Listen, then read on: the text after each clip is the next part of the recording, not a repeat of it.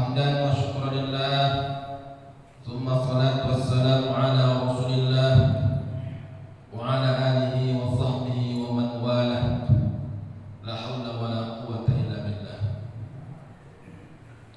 Subhanaka la ilma lana illa ma 'allamtana innaka antal alimul hakim. Hasbunallahu wa ni'mal wakeel wa la haula wa la quwwata illa billahil aliyyil azim. Bersyukur kita kepada Allah Subhanahu wa taala.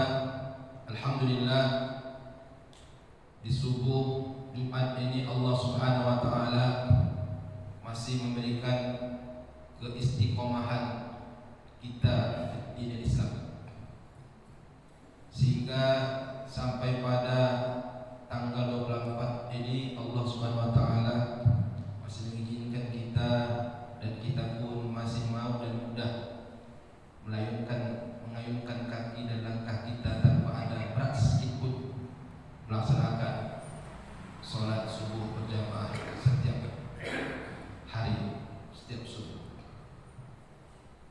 Mudah-mudahan iman ini, semangat ini terus dipelihara Allah sampai akhir hayat kita. Amin ya rabbal alamin. Salawat dan salam kita hadiahkan ke junjungan yang besar Muhammad sallallahu alaihi wasallam. Semoga kita dapatkan syafaat dari beliau di akhirat. Amin ya rabbal alamin. Yang saya hormati Bapak Ketua BKM Masjid Baitur Rahmat, semoga Allah Subhanahu wa taala memberikan kesehatan kepada beliau dan keluarga, lalu memberikan semangat selalu untuk membina dan membangun masjid ini, baik di sisi zahir dan batin masjid ini. Lalu kemudian yang saya muliakan Ketua Ketua MDI Kota Medan, ayah kami, guru kami, orang tua kami, penasihat kami, Haji Mifrah Lubis MM, dan tak lupa juga saya muliakan dan saya hormati sahabat saya, guru saya, kawan saya, imam kita tadi. Ini kalau MT ku sering saya dulu jumpa sama imam kita tadi. Cuma dia yang menang, awak tak pernah menang. Lalu kemudian yang saya hormati Bapak Ustadz dari MDI, ada Ustadz Anas, Ustadz Subhan, ada Ustadz Fadli Siagian, dan tak pula lupa yang saya hormati dan saya sayangi ibu-ibu jamaah pengajian sholat subuh Jumat ini. Semoga kita terus dalam lindungan Allah Subhanahu wa taala. Amin ya rabbal alamin. Pengajian subuh ini tak lama-lama, seperti kayak kata ketua kami tadi, kawan saya tadi, hanya 20 menit saja, bahkan 5 menit, tidak sampai jam 1. Karena kalau sampai jam 1 tumbang satu persatu termasuk aku. Materi kita pada kesempatan kali ini berjudul menyesal, atau kalau kita pakai ke bahasa Indonesia, penyesalan. Ada nggak orang di dunia ini nggak pernah menyesal? Di zaman sekarang ini, ibu, ada nggak orang yang tak pernah menyesal? Tidak ada. Bahkan hari ini kelompok manusia hari ini sedikit-sedikit menyesal, sedikit-sedikit menyesal. Kenapa menyesal? Karena membuat kesalahan. Kalau kita lihat di kamus besar bahasa Indonesia, KBBI, di sana ditulis menyesal itu adalah perasaan tidak bahagia, perasaan tidak senang karena sesuatu terjadi dia ketahui, bahkan tentang dirinya tidak sesuai dengan yang diharapkan. Itulah menyesal. Nah, di dunia ini ada orang menyesal, tipe-tipenya banyak. Ada beberapa hal saya akan sampaikan singkat, tipe-tipe orang menyesal. Sampai nyesal paling singkat dan menyesal sampai selama-lamanya tidak ada hilangnya. Pertama, ibu, ada menyesal model 1 jam. Nah, ini ada orang seperti ini. 1 jam aja menyesal. Setelah 1 jam dia perbaiki, menyesal lagi. Contoh menyesal 1 jam seperti orang naik angkot. Dia naik angkot dari Simpang 4 jam 4. Nah, angkot berapa Kunciran raya saya nggak tahu, lupa saya.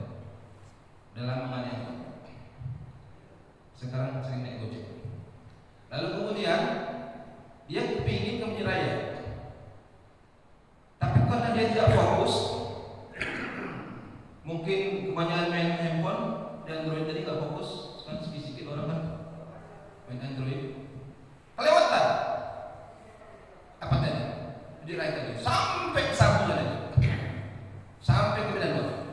Kan terus ke Medan Motor ya. Nyesel ya Allah, kok gimana nih aku ini? Tak fokus aku. Tapi penyesalan dia itu hanya 1 jam, karena setelah itu dia turun, dia naik angkot lagi balik ke Jaya. Ini namanya penyesalan 1 jam. 1 jam aja selesai. Lalu kemudian ibu ada penyesalan model 1 hari. Apa contoh penyesalan model 1 hari? Contoh seperti ibu-ibu juga ya. Contoh ibu-ibu yang memasak di rumah untuk para orang yang tersayang, untuk suami, untuk anak-anak.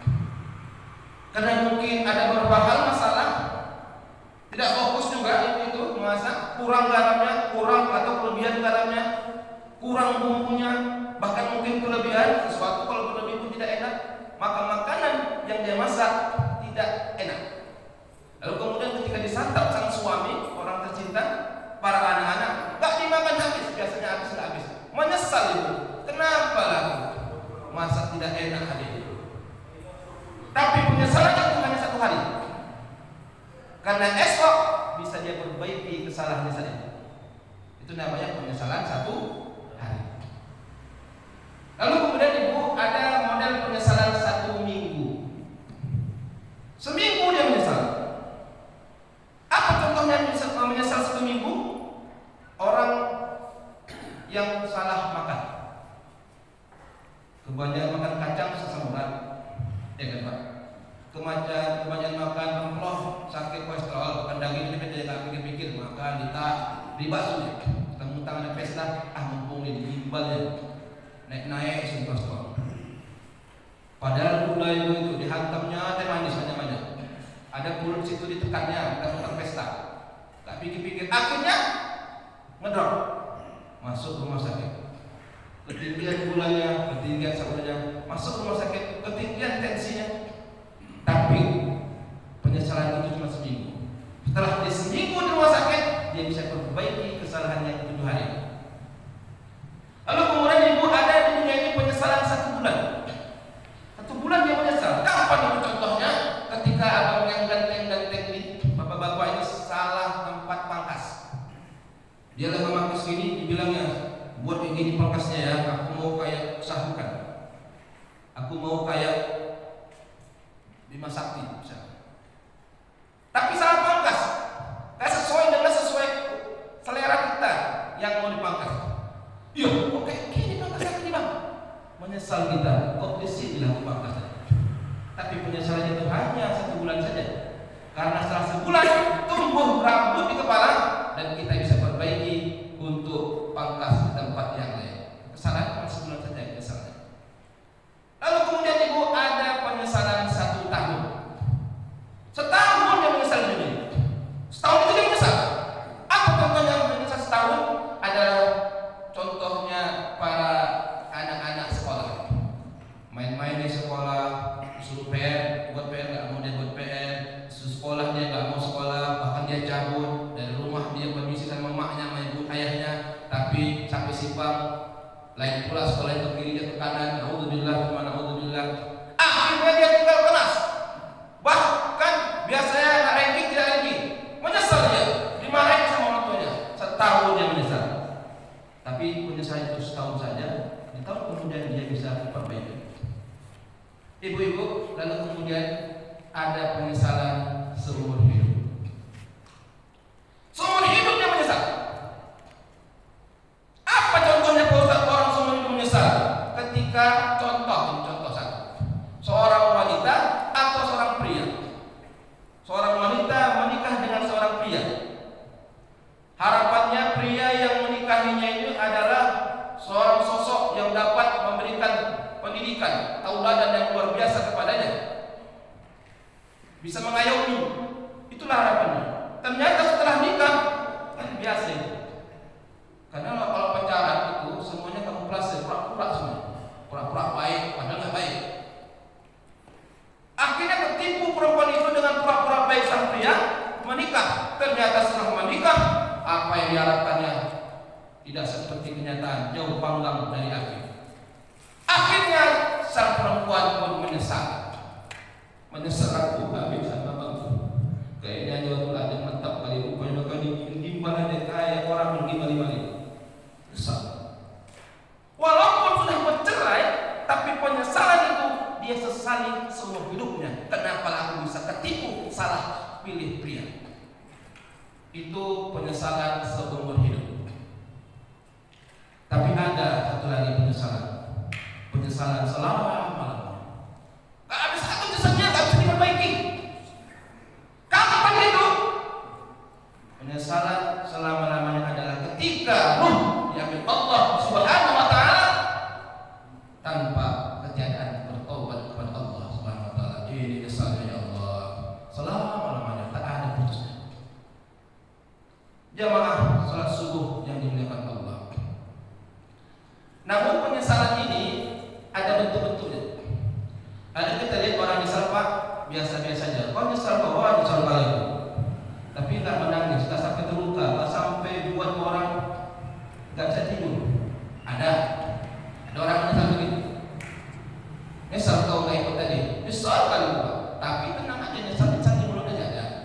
Menyesal juga dia, tapi biasa aja. Tapi ada orang nyesal yang luar biasa menyesalnya sampai menangis-nangis.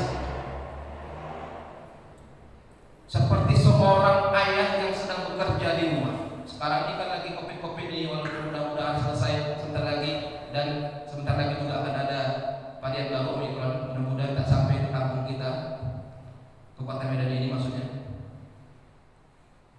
Ada seorang kerja di rumah di depan laptopnya. Ini contoh orang misal sedang bekerja di laptopnya, tiba-tiba dia punya anak 2 orang. Satu namanya putri, satu namanya putra.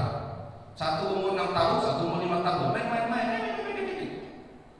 Namanya bapak lagi dikejar target sama bos. Lagi kerja gini, anak isi di depan. Nah, jangan ribut, ayah lagi kerja. Dia mana? Yang namanya anak sekali dibilang, diam. 2 menit kemudian dia lagi. Kecicilan lagi lalu sama sini. Kan udah ayah bilang, jangan ribut, udah kena isbah. Yang main anak, 2 menit aja. Ribut lagi. Udah bilang tadi kan jangan ribut juga. Gak tau ya kita sibuk ini. Awas sekali lagi ribut. Udah keancam.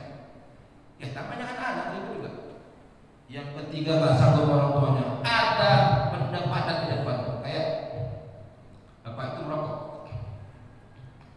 Asbak rokok itu. Dia lempar kepada anaknya. Gak sengaja, cuma ngasih apa aja, ketakutan.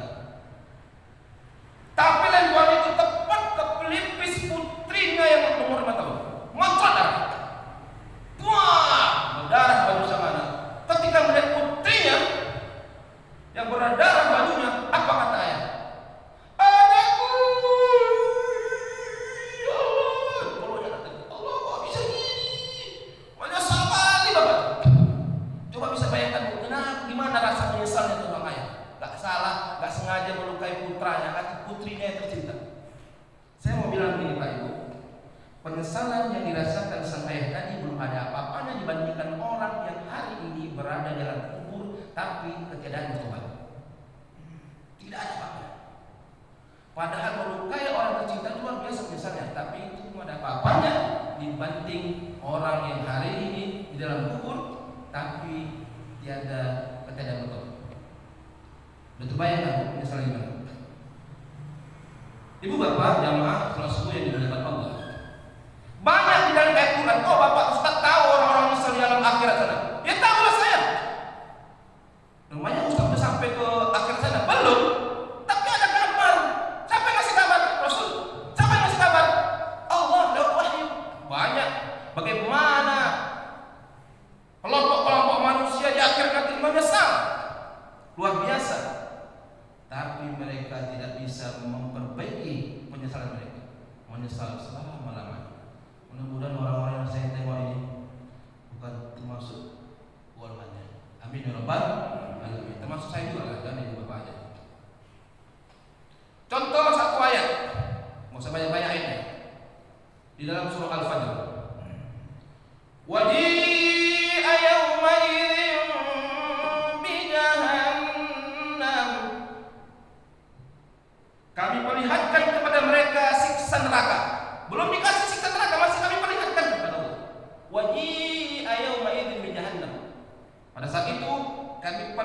kepada mereka siksa azab neraka.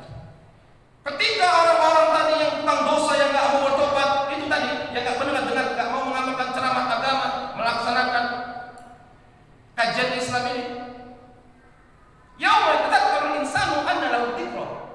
Pada hari itu mereka menyesal, takutan. Ya takut bagaimana? Kitanya sekarang lagi begini. Nah, pada depan mata kayak gitu siksaannya nanti. Kok takutan, besar mereka. Yauma yatadzakkarul insanu anna lahu dzikra, yaqulu ya laitani qaddamtu li hayati. Ya Allah, seandainya umpama dikala kami dulu di dunia adalah orang-orang yang baik. Itu kalimat menyesal, Pak ya? Menyesal. Tapi menyesal saat itu tak ada gunanya lagi. Mana lagi ayat Ustaz? Banyak. Ayat yang kedua, surah An-Naba ayat 40. Apa ayatnya? Yauma yadhurul mar'u ma qaddamat yadahu yaqulul kafiru ya laitani kuntu turaba. Pada hari itu kami perlihatkan yauma yadhurul mar'u ma qaddamat yadah, apa yang mereka usahakan dulu waktu di dunia. Wa yaqulul kafir, orang-orang kafir itu berkata, diberikan Allah kepada orang-orang kafir nanti di akhirat, bagaimana menyesalnya mereka tak mau masuk Islam. Padahal sudah disampaikan risalah kerasulan oleh Rasulullah dan para pewarisnya, para ulama, para ustaz-ustaz, tapi tak mau masuk Islam, tak mau bertobat. Lalu mereka berkata, yaqulu ya laitani kuntu turaba. Ini kalimat-kalimat menyesal. Seandainya ya Allah, dulu kami di dunia gak usah jadi manusia, gak usah jadi apa-apa, dari tanah aja, tentunya kami tidak akan menghadapi masalah seperti ini beratnya. Itu kalimat menyesal. Dan menyesal pada saat itu karena benar. Puncaknya, mereka yang dalam neraka jahanam itu menjerit-jerit. Hadisnya, ayatnya dalam surah Fatir. Awalam nu'ammirukum ma yatadzakkara fihi man tadzakkar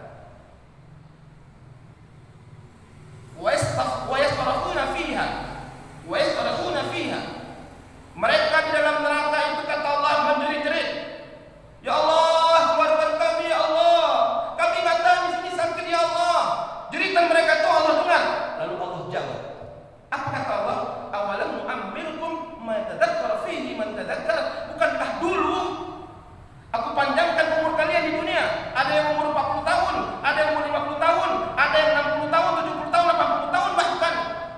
Tidak cukup kami panjangkan umur kalian, kata Allah. Kami kirim kepada kalian waja'akumun nadhir. Kami kirim kepada kalian pendakwah, bukan Rasulullah saja, para sahabatnya, para ulamanya, habaibnya.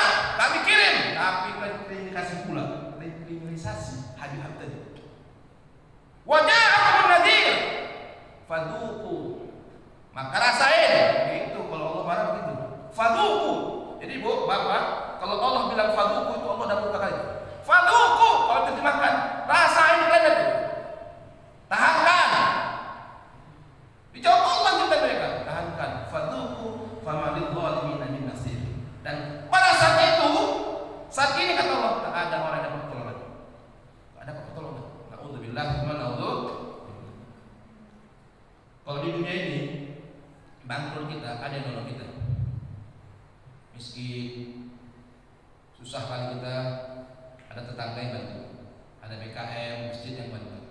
Bahkan nggak ada BKM, ada tetangga, nggak ada keluarga, nggak ada negara yang bantu kita. Kalau susah kita di dunia ini, nggak ada kawan, nggak ada saudara, sementara kita di dunia ini miskin kita, nggak ada tetangga, tapi ada negara yang akan bantu kita. Itu kalau di dunia. Tapi kalau di akhiratnya beda, tak ada yang bantu kita kecuali amal kita. Jamaah salat subuh yang dimuliakan Allah. Maka ulama memberikan tips cara mengatasi supaya kita menjadi kelompok yang tidak termasuk orang menyesal di kemudian hari, tidak termasuk kelompok orang yang menyesal selama-lamanya.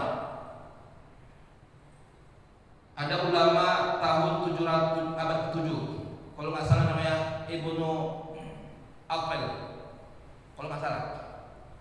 Dia mengatakan gini, salah satu penyakit atau penyebab orang bisa menyesal menjadi kelompok menyesal di akhirat adalah gara-gara di dunia dia punya penyakit atau suka melakukan namanya at-taswif. Apa yang taswif, Ustaz? Suka menunda-nunda berbuat amal soleh. Suka menunda-nunda. Yuk ngaji subuh yuk. Lagi aku masih sibuk. Yuk tadarus yuk. Nantilah. Nanti. Ayo kita santunan yuk. Zakat, bantu masjid yuk. Mumpung masjid lagi bangun itu kamar mandi lagi mau bersihkan rehab yuk. Nanti aku lagi. Pokoknya kalau jadi kebaikan nanti. Tapi waktu tidak menunggu. Umur terus berlalu. Ketika dia bilang nanti datang aja menyesal. Itulah dia orang yang mati dalam keadaan bertobat. Nauzubillah wa na'udzubillah. Makanya Syekh itu mengatakan at-taswif jundun min junudi syaitan. Menunda-nunda berbuat amal itu adalah tentara. Jadi syaitan itu tentaranya syaitan. Jadi syaitan itu ingin menyesatkan kita. Ketika syaitan ingin menghancurkan kita, membuat kita orang-orang durhaka dan nanti akan menjadi orang menyesal dan kemudian hari adalah dihembuskan di hati kita penyakit at-taswif, suka menunda-nunda berbuat amal. Itu kadang-kadang pribadi saya mau kena juga. Nantilah, belum baca Quran hari ini. Biasanya baca Quran yang sekali. Nantilah. Nah. Bagaimana cara melawannya? Melawan at-taswif tadi bagaimana cara melawannya? Ada juga obatnya. Pertama, minta perlindungan kepada Allah. Karena itu adalah ujian gangguan dari syaitan. Yang kedua, paksa dilakukan. Harus dipaksa. Nanti aja. Gak bisa cara. Yuk, ngaji kita yuk. Ada pula pengajian melamar bunyi Ustaz di Mantan ini pengajian tauhid. Nantilah. Harus dilawan, pergi aja. Paksa, biar biasa. Saya pernah baca di kitab Ihyaulumuddin. Salah satu penyebab orang beramal, biasanya dia beramal itu rajin. Ini amal kebiasaan dia. Setiap hari beramal, baca Quran setengah juz, zikir 100 kali setiap hari habis sholat subuh. Bahkan habis sholat duha. Bahkan sholat duhanya ringan, tidak ada masalah. Tiba-tiba malas dia. Kadang-kadang mau terjadi, malas kita, berat kita melakukan amal tadi. Padahal amal itu amal sehari-hari kita. Penyebab salah satunya kata Imam Ghazali adalah akibat dosa. Jadi kalau saya katanya, kata Imam Ghazali, kalau setiap hari ketika dia beramal, berat dia beramal tadi, nggak seperti biasa, maka dia evaluasi. Hari ini aku sudah buat dosa. Ya Allah, hari ini aku buat dosa, sehingga aku beramal ini berat sekali, tidak seperti biasa. Karena dosa itu salah satu dampak akibatnya adalah malas melakukan ibadah, walau ibadah yang selalu kita lakukan. Dan bagaimana cara mengobati tadi? Cara mengobatinya dampak dosa tadi kata Imam Ghazali adalah dengan beristighfar. Di salah satu cara mengatasi dampak negatif dari dosa kata Imam Ghazali adalah perbanyak istighfar kepada Allah Subhanahu wa taala. Jamaah Rasulullah yang dimuliakan Allah. Ada 5 hal yang disampaikan Nabi kepada kita dari riwayat Ibnu Abbas. Pertama, jangan tunggu pergunakan masa mudamu sebelum masa tuamu. Jadi jangan tunggu tua dulu baru beramal. Yang kedua, jangan tunggu pergunakan waktu sehatmu sebelum datang sakitmu. 2. Jadi ketika kita sehat beramallah kita sebanyak-banyaknya, jangan tunggu-tunggu. Kalau tidak nanti kita akan menjadi orang menyesal. Yang ketiga kata Nabi, gunakan waktu kayamu, masuk kaya ini keberadaan kita, ada harta kita digunakan untuk beramal dengan harta, berinfak, berwakaf, membantu orang susah. Jangan tunggu-tunggu sampai nanti kau miskin dulu baru beramal. Yang ketiga, yang keempat, gunakan waktu lapangmu sebelum datang waktu sempit. Lagi lapang kita nganggur gini, pas nganggur beramal banyak-banyak. Jangan sampai nanti udah sempit, udah banyak kerjaan baru kita mau beramal. Dan kelima, gunakan waktu hidupmu, jangan tunggu sampai hidupmu selesai lalu mati. Ada 5 hal perintah Nabi. Mudah-mudahan Allah Subhanahu wa taala menjauhkan kita yang ada di masjid ini dari golongan orang-orang yang menyesal di kemudian hari. Amin ya rabbal alamin. Dan Allah menguatkan kita supaya kita bisa menangkis melawan penyakit yang sering dihadapi seorang muslim, yaitu penyakit at-taswif, suka menunda-nunda berbuat amal. Mudah-mudahan kajian kita ini bermanfaat bagi saya dan kita semua dan menjadi amal jariah buat saya. Demikianlah, terima kasih atas pendengaran. Mohon maaf atas kesalahan. Wabillahi taufiq wal hidayah. Assalamualaikum